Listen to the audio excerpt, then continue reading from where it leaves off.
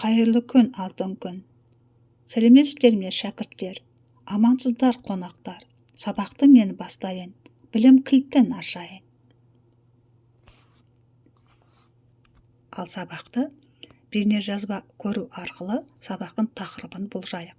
Бейне жазба кім туралы, басты кейіпкерлер кім деген сұрақтарға жауап береміз.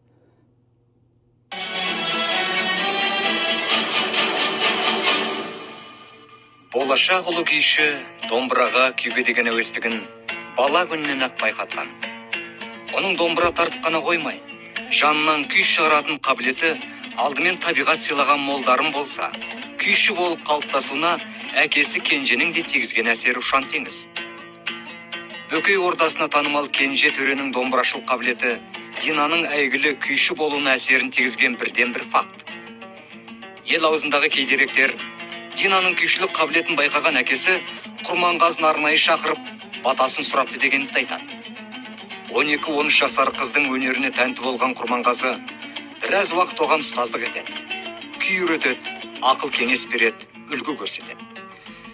Тіпті Дина ұзатылып бара жатқанда құдалар ауылынан оның күй мен өнеріне шектеу қоймауын өтініпті деседі. Және дәстүр бойынша шәкірті Динаға аманатын тапсырып, домбырасын сыйлайды. Домбыра менің өмірлік серігім еді. Ол ғұмырымның ұзақ та қиын жолында жаныма сүйеу болды.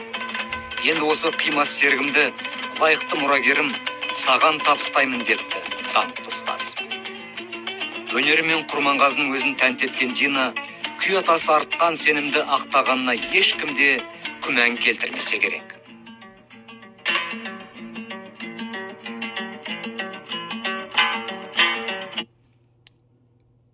Әрине, бүгінгі біздің сабағымыздың тақырыбы Дина Нұрпейісова туралы болмақ. 3-ші сынып 6-шы бөлім атақты тұлғалар. Сабақтың тақырыбы Дина күй шертеді. Оқушылар мәтінді тыңдай отырып, мәтіндегі сөздер мен сөз тіркестерінің мағынасын түсінеді. Тірек сөздер арқылы мәтін құрастырады. Сызбалар сюжеттерді қолданып, мәтінді әңгімелейді. Тыңдалым дағдысы бойынша оқушыларды бағалау критерийімен таныстырамын, және сабақта жеке жұмыс, жұптық жұмыс, топтық жұмыс болады. Сөздік жұмыс 1-ші тапсырма. Атақты, ұлы, дарынды, ұстаз, бата сөздерімен оқушылар танысып, оқиды, аударады, жаңа сөздермен сөйлем құрастырады. Және оқушыларды ынталандыру үшін мадақтау әдісімен бағалаймын. 2-ші тапсырма. Сөздердің аудармасын тап. Сөздердің аудармасын тауып, оқушылар жұмыстарымен алмасып тексереді. Бұл жұптық жұмыс. 3-ші тапсырма. Мәтінді тыңдай отырып, тірек сөздерді пайдаланып, сұраққа жауап береді. Ал мәтінді тыңдайық. Дина Нұрпейісова қазақтың атақты күйшісі. Ол кішкене кезінен күй шертеді. Динаның ұстазы ұлы күйші Құрманғазы. Ол дарынды қызға бата береді. Дина ұстазының жолын жалғастырады. Кейін өзі де күй шығарады. Тірек сөздер. Атақты күйші кішкентай кезінен күй шертеді. Ұлы күйші іздеп келді. Күй үйрену. Бата. Сұрақтары. Дина Нұрпейісова кім? Дина қай уақыттан бастап күй шертеді? Динаның ұстазы кім? Құрманғазы кімге бата береді? Дина кімнің жолын жалғастырады? Мәтінді бір ұпаймен бағалаймын. 4-ші тапсырма. Оқушылар мәтінді тағы бір тыңдайды және тірек сөздерді пайдаланып, мәтінмен сөйлем құрастырады. Оған бір ұпайдан беріледі. Келесі тапсырма. Топтық жұмыс. 1-ші топ сәйкестендіреді, 2-ші топ дұрыс бұрысын анықтайды, 3-ші топ шақшаның ішіндегі сөздерді аударады. Топтық жұмысқа 2 ұпайдан беріледі. Тапсырманы бекіту бойынша оқушылармен сәйкестендіріп, тексеріп,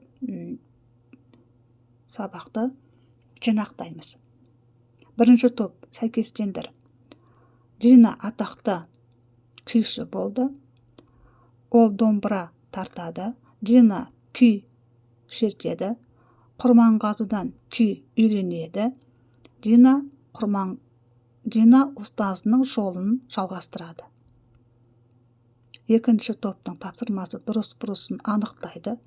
Дина қазақтың атақты күйшісі дұрыс. Дина сыбызғыны кішкене кезінен үйренді. Бұрыс. Дина құрманғазыны іздеп келді.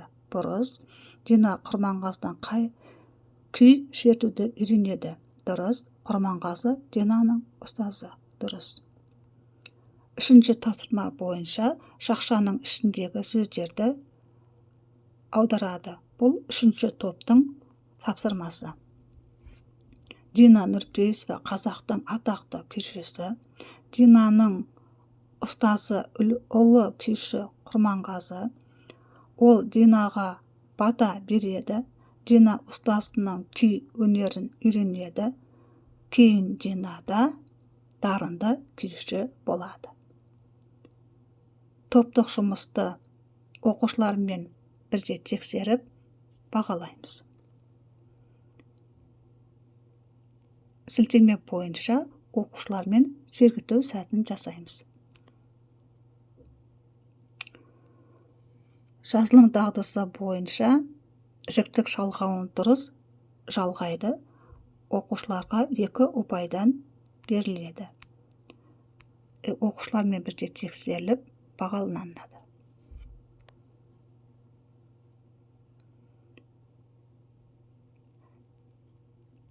Жетінші тапсырма.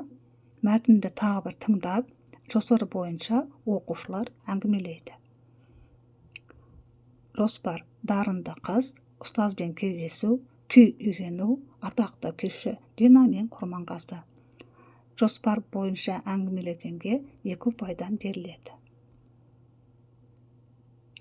Кері байланыс бір сөйлем әдісі арқылы оқушылар бүгін не білдім деген сұраққа жауап береді, және үйге тапсырма сөздікті жаттайды, және Дина күй шертеді мәтінін мазмұндап келеді.